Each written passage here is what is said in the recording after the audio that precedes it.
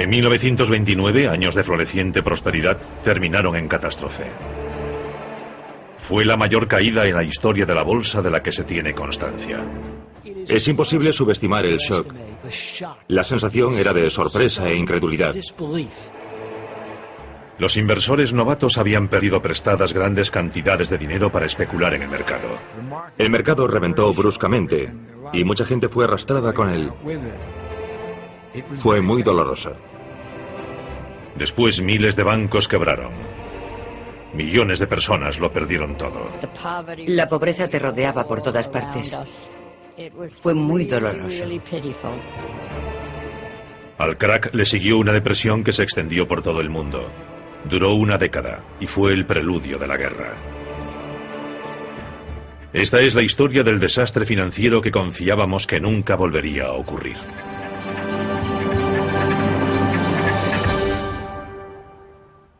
El gran crack, miércoles 23 de octubre de 1929. Sin previo aviso, los precios de las acciones se desploman en el mercado de valores de Nueva York. Los inversores están aturdidos.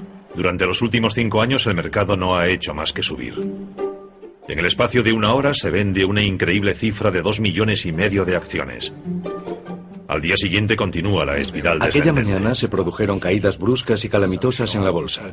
Los valores cayeron de repente 10, 20, 30 puntos de golpe. Dicen que hubo gritos y llantos en el parqué de la bolsa de Nueva York. La gente estaba sorprendida por lo que estaba pasando y aterrorizada. Pero para comprender por qué se produjo el crack, debemos retroceder una década. A una época en la que la confianza estadounidense era tan grande que parecía que los buenos tiempos durarían para siempre. Es el florecimiento de la cultura del consumo y del consumo masivo a una escala nunca vista. Se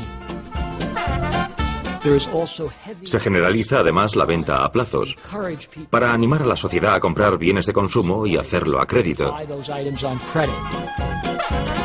Este tipo de créditos para el consumo fue otra innovación de los años 20. Por primera vez el concepto compre ahora, pague después llegaba al gran público. Hay una especie de cultura lúdica que se desarrolla paralela a este consumismo y que se resume en la creencia en la gratificación inmediata, en la preocupación por el ahora, en no preocuparse por el futuro, en vivir el momento. Surgió una ideología nueva. Estábamos en una nueva era económica y todos los estadounidenses que se preciaban tenían derecho a ser ricos.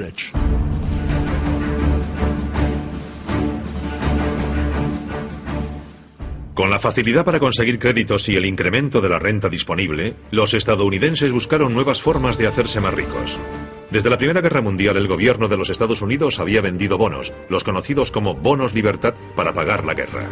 Era una forma de conseguir dinero prestado de los ciudadanos que a cambio recibían el pago de intereses sobre el valor del bono. Famosos como Charlie Chaplin o Douglas Fairbanks habían sido reclutados para promocionarlos en grandes campañas. Los bonos libertad hicieron que mucha gente invirtiera en valores por primera vez. Por primera vez en sus vidas cobraban intereses cada 6 meses. Y los valores eran algo que podía seguir en los mercados. Cogían el periódico y veían a cuánto estaba su bono cada día. Los bonos libertad crearon una cultura de la inversión. La mayoría de la gente nunca había comprado valores y estos bonos consiguieron que la gente normal se acostumbrara a hacerlo. Pero hubo un grupo de personas que pensó que podría aprovechar esta nueva cultura de la inversión. Los banqueros de Wall Street.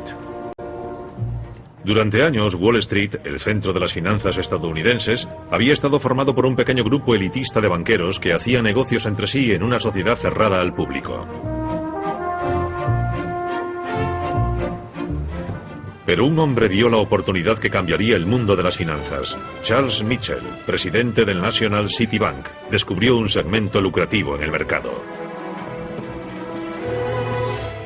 Mitchell vio que los inversores habían comprado una gran cantidad de bonos del gobierno durante la Primera Guerra Mundial. Y se dijo, ahora que tenemos un público inversor, lo único que tenemos que hacer es sacar al mercado otros productos, como bonos corporativos, acciones, y decirle a la gente que son inversiones respetables. Yo empecé en 1928.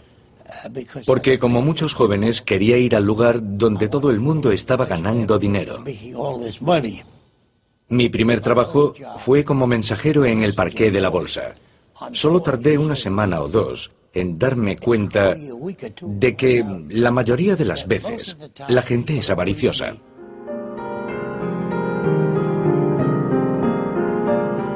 La gente tenía tanta fe en el mercado alcista que empezó a pedir dinero prestado para especular en acciones en alza. Los pequeños inversores apostaban los ahorros de toda una vida y no se daban cuenta de que las apuestas estaban en su contra. El martes por la mañana, algunos de los nombres más famosos de la economía estadounidense vieron cómo se desplomaba el precio de sus acciones: US Steel, Radio, General Motors, acciones que habían sido símbolos de los años de prosperidad. El martes se produjeron tremendas oleadas de ventas sin fin. Esta vez las ventas eran tan numerosas y tan implacables que no hubo ninguna reunión a la hora de la comida en JP Morgan. Claramente el volumen de las ventas superaba cualquier posibilidad de que los banqueros intentasen aplacar la tempestad. La tarde-noche del martes, todas las acciones estadounidenses valían un 22% menos que a la apertura del mercado el lunes por la mañana.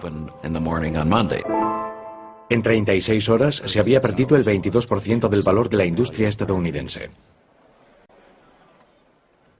Hoover era el presidente. Él y Andrew Mellon, el secretario del Tesoro,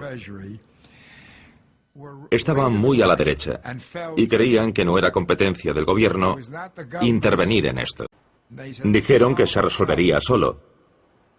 El mercado se desplomó muy rápidamente y mucha gente se fue con él. Fue muy doloroso. Casi todo el mundo perdió dinero.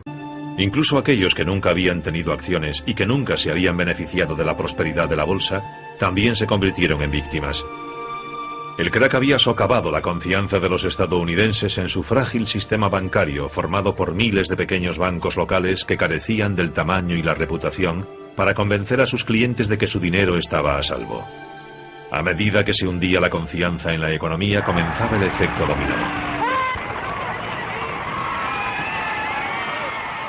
Pero en 1932, 12 años de gobierno republicano llegaban a su fin. I, Franklin Delano Roosevelt, do solemnly swear that I will faithfully execute the office of President of the United States. El demócrata Franklin Roosevelt fue elegido presidente por mayoría abrumadora. Su primera tarea fue restaurar la confianza. The only thing we have to fear is fear itself. Visto como un salvador, Roosevelt prometió un New Deal para el pueblo estadounidense y regular el sistema financiero. There must be a strict supervision of all banking and credit and investment. There must be an end to speculation with other people's money. El nuevo presidente actuó rápidamente. Garantizó los depósitos bancarios y elaboró leyes para obligar a los banqueros a operar bajo una estricta supervisión gubernamental. 80 años después, quienes recuerdan la burbuja de los años 20 y el crack posterior, creen que ya han visto todo esto antes. No creo que hayamos aprendido nada. Me he dado cuenta de que la gente tiene muy mala memoria. Siguen practicando compras a plazo, financiadas con deuda, sin pararse a evaluar los riesgos. La esperanza es que esos pasos funcionen. Pero las lecciones del crack de 1929 indican que la historia se repite, que la locura y la avaricia humana son fuerzas que pesan mucho más en los asuntos económicos que la razón y la moderación.